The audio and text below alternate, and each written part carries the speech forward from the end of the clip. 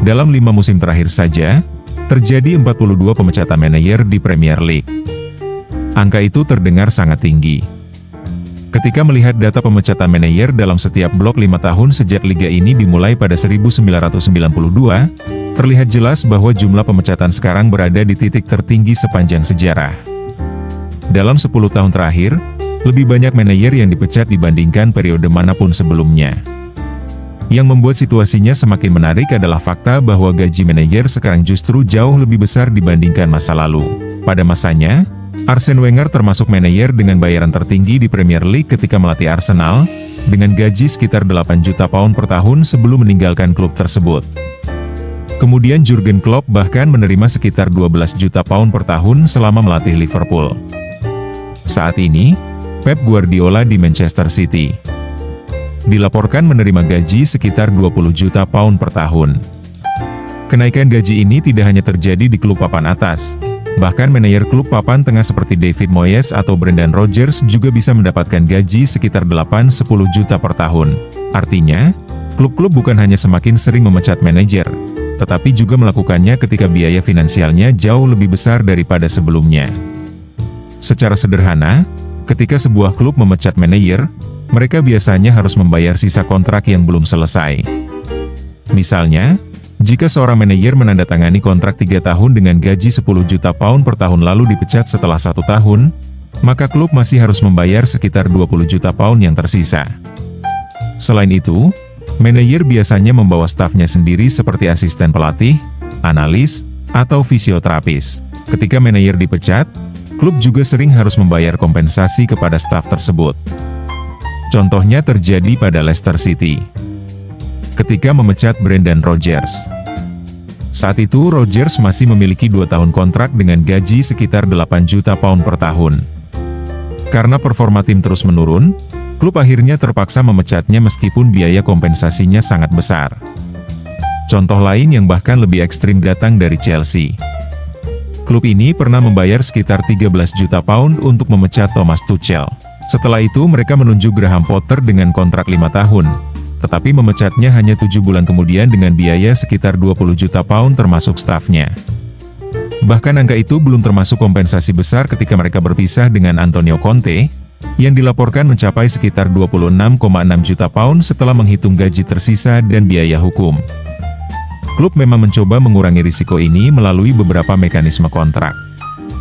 Salah satunya adalah klausul mitigasi. Dengan klausul ini, jika manajer yang dipecat segera mendapatkan pekerjaan baru, klub lama tidak perlu lagi membayar sisa gajinya. Ada juga kontrak dengan batas kompensasi tetap, sehingga klub dan manajer sudah menyepakati jumlah pesangon sejak awal kontrak ditandatangani. Namun meskipun ada mekanisme seperti ini, biaya pemecatan tetap sangat besar. Jadi muncul pertanyaan besar, mengapa klub masih terus melakukannya? Alasan pertama berkaitan dengan ancaman degradasi. Turun dari Premier League ke Championship bisa menjadi bencana finansial. Contohnya lagi-lagi terlihat pada Leicester City. Pada musim terakhir mereka di Premier League sebelum terdegradasi, klub menghasilkan pendapatan sekitar 177 juta pound. Setelah turun ke Championship, angka itu turun drastis. Pendapatan siaran televisi yang sebelumnya menjadi tulang punggung klub anjlok tajam. Ketika degradasi bisa menghapus ratusan juta pound potensi pendapatan dalam beberapa tahun, memecat manajer menjadi keputusan bisnis untuk mencoba menyelamatkan situasi. Alasan kedua adalah peluang lolos ke kompetisi Eropa. Posisi di papan atas liga memiliki nilai finansial yang sangat besar. Ketika Leicester memenangkan Premier League pada 2016, pendapatan mereka sekitar 129 juta pound. Musim berikutnya, setelah tampil di kompetisi Eropa, pendapatan itu melonjak menjadi sekitar 233 juta pound. Kompetisi Eropa membawa hadiah uang, peningkatan hak siar, sponsor baru, dan lebih banyak pertandingan kandang. Contoh lain datang dari West Ham United. Ketika mereka memecat Manuel Pellegrini dan menunjuk David Moyes, tim tersebut akhirnya finish di posisi 6 dan lolos ke kompetisi Eropa. Mereka kemudian memenangkan UEFA Europa Conference League, mendapatkan puluhan juta pound hadiah, dan bahkan akhirnya menjual Declan Rice ke Arsenal dengan harga sekitar 105 juta pound. Dalam konteks bisnis seperti itu, Memecat manajer demi peluang tambahan puluhan juta pound bisa terlihat sebagai investasi yang masuk akal. Alasan ketiga adalah tekanan dari publik, media, dan supporter.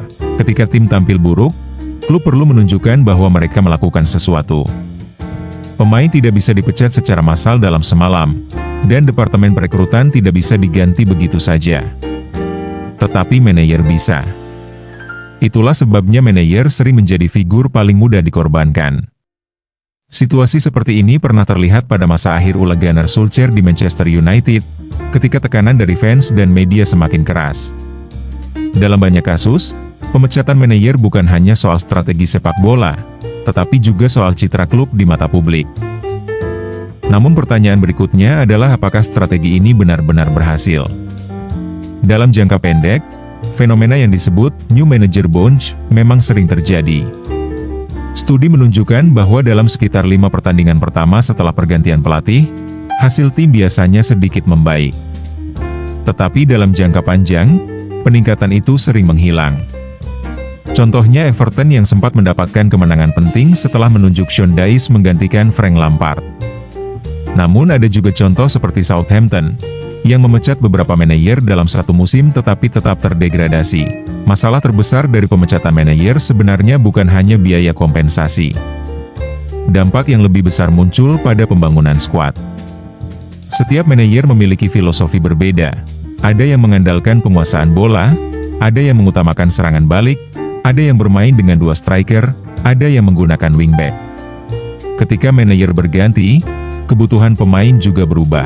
Contohnya bisa dilihat pada Tottenham Hotspur, yang dalam beberapa tahun berganti dari sistem pressing tinggi Mauricio Pochettino, ke pendekatan pragmatis Jose Mourinho, lalu ke Nuno Espirito Santo, dan kemudian manajer lain dengan filosofi berbeda.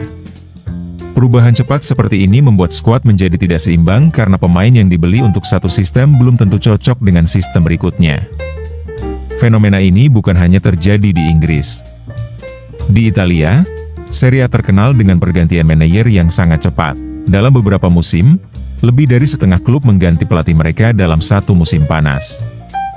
Di Spanyol, klub-klub La Liga juga sering melakukan hal serupa. Bahkan di Prancis, Paris Saint-Germain secara rutin mengganti pelatih ketika gagal memenangkan UEFA Champions League. Di Turki situasinya bahkan lebih ekstrim, dengan puluhan pemecatan dalam satu musim liga. Kesimpulannya, Premier League memang terlihat sangat tidak stabil, tetapi fenomena ini sebenarnya terjadi di seluruh Eropa. Perbedaannya hanya satu, tidak ada liga yang menghabiskan uang sebanyak Premier League untuk memecat manajer. Dengan nilai hak siar yang sangat besar, klub-klub Inggris memiliki sumber daya untuk terus melakukan siklus yang sama, memecat, merekrut, membangun ulang, lalu mengulanginya lagi. Namun banyak pengamat mulai mempertanyakan apakah pola ini bisa bertahan dalam jangka panjang. Mungkin suatu saat akan muncul klub yang memilih bersabar dengan satu manajer melewati masa sulit, seperti yang dilakukan Mikel Arteta di Arsenal. Jika pendekatan itu akhirnya membawa trofi besar, mungkin saja dunia sepak bola kembali menyadari satu hal sederhana. Dalam banyak kasus, waktu justru menjadi solusi yang paling berharga.